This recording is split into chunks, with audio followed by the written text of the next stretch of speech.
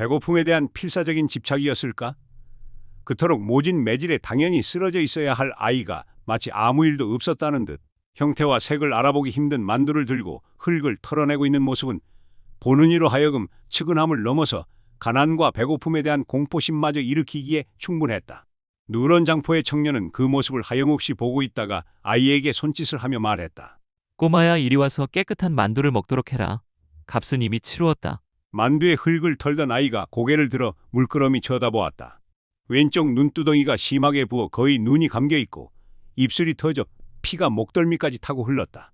아이가 고개를 한번 갸우뚱거리며 계속 보고 서 있자 누런 장포의 청년이 다시 빨리 오라는 손짓을 했다. 꼬마야, 안 잡아 먹을 테니 여기 와서 만두나 좀 먹고 가거라. 아이는 털고 있던 만두를 한번 보더니 품속으로 쑤셔놓고는 누런 장포의 청년이 앉아있는 탁자를 향해 걸어갔다. 아이는 거지로 보낸 세월이 한두 해가 아닌 듯 털어도 털리지 않는 이 흙탕물색으로 물든 만두를 버릴 만도 했지만 거의 본능적으로 품에 쑤셔 넣는 듯 했다. 다리까지 절뚝거리며 걸어와 탁자에 힘겹게 앉았다. 방금 찜통에서 꺼냈는지 만두 한 접시가 김을 모락모락 내며 탁자 위에 놓여졌다.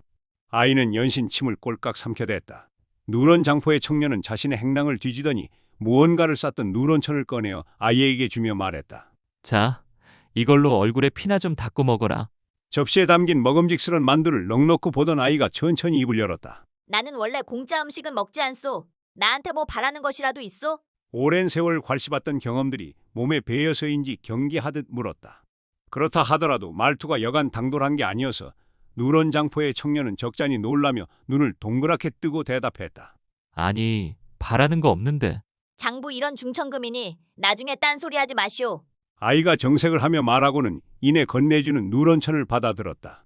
그런데 얼굴에 피를 닦으라고 건넨 누런천을 탁자 위에 펼치더니 만두를 주섬주섬 집어 천 위에 올려 동여 매고는 얼굴을 시커먼 옷소매로 쓱 닦았다. 만두 한 접시를 싸가지고 가려는 모양이었다. 계속 지켜보던 누런 장포의 청년은 만두 한 접시를 더 시켰다. 이보게, 내 아무 사심 없이 사는 것이니 사양 말고 여기 이 한 접시는 먹고 가게. 누런 장포의 청년은 어린아이가 어설프지만 어른의 말투로 말하는 것을 보니 갑자기 장난기가 동하여 글 좀 배운 선비들 대화인양 진지한 표정으로 말했다. 귀하가 그토록 강권하니 그럼 내 좀 먹고 가겠소. 아이가 말은 점잖게 했지만 눈 깜짝할 사이에 만두 한 접시를 비워버렸다. 여지껏 참았던 허기가 폭발했는지 누런 장포의 청년은 그 뒤로 두 접시를 더 시켜야 했다. 말과 행동이 맞지 않는 아이를 보며 웃긴지 연신 얼굴에서 웃음기가 가시질 않았다. 여기 이 편육도 좀 먹어볼 텐가? 누런 장포의 청년은 자신 앞에 놓여있던 편육 접시를 아이 쪽으로 밀었다. 아이는 편육 세 점을 남기고는 또 개눈 감추듯 우걱우걱 먹었다. 아니, 다 먹지 않고? 개걸스럽게 먹던 아이가 편육 세 점을 남긴 것을 보고 이상하여 물었다. 귀하의 술안주 아니오? 푸아하. 청년은 그만 참았던 웃음이 터져나왔다. 그러고는 이내 정색을 하며 말했다. 험험. 미안하오. 그래, 이름은 무엇이오? 아이는 목구멍으로 넘어가는 음식이 아까운지 연신 소가 되새김질을 하듯이 우걱우걱 씹어대며 말했다. 이름을 알아 무엇 하시려고? 청년은 아이가 이름을 말해줄 의사가 없음을 알고 도발을 한번 해보자 싶었다. 당신의 이름은 아무래도 거지인 것 같소. 행색도 거지, 하는 짓도 거지, 이름도 거지. 아니나 다를까 아이가 발끈하며 말했다. 나는 거지가 아니오. 아니, 길에 떨어진 음식을 주워 먹는 게 거지가 아니고 무엇이오? 길에 떨어진 건 먹어도 공짜로 빌어먹진 않소. 길에 떨어진 건 공짜 아닌가? 길에 떨어진 건 주인이 없소. 산과들의 주인 없는 열매를 따먹는 사람들은 그럼 다 거지요? 듣고 보니 그럴듯했다. 아이의 말재주가 보통이 아니었다. 그렇다 하더라도 아이의 궤변이 여간 재밌게 느껴지는 것이 아니었다. 청년은 웃음을 억지로 참으며 다시 진지한 얼굴로 천연덕스럽게 말했다. 거지란 말에 이렇게 발끈하니 어디 무서워서 부르기나 하겠소? 그럼 앞에 상자라도 붙여 상거지라고 불러야 하나? 나원참. 아이도 듣고 보니 웃긴지 씩 웃었다.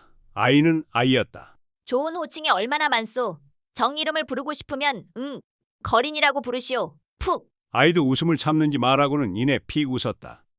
거린이라. 그래, 글을 좀 아는 것 같소. 내 사서오경을 좀 읽었소. 오, 어린 나이에 대단하오. 아이는 조금씩 경계가 풀렸는지 말문을 열기 시작했다. 장포 청년을 이리저리 훑어보더니 옆에 천으로 둘둘 감아 세워놓은 물건이 눈에 들어왔다. 모양이 검 같았다. 혹시 검객이요? 난 장사꾼이요. 저 검은 집안 대대로 내려오는 갑오라서 내 직접 들고 다니요. 두 사람이 서로에게 재미를 막 느껴갈 무렵 주변 사람들의 웅성거리는 소리가 들려왔다. 사람들의 시선을 따라가 보니 건너편 주막에 관군 10여 명이 사람들을 하나하나 수색하고 있었다. 그때 등 뒤에서 사람들의 수군대는 소리가 들렸다. 또 무슨 일이 일어난 거요? 자네 아직 못 들었나? 지난밤에 경장군이 돌아가셨다는구먼.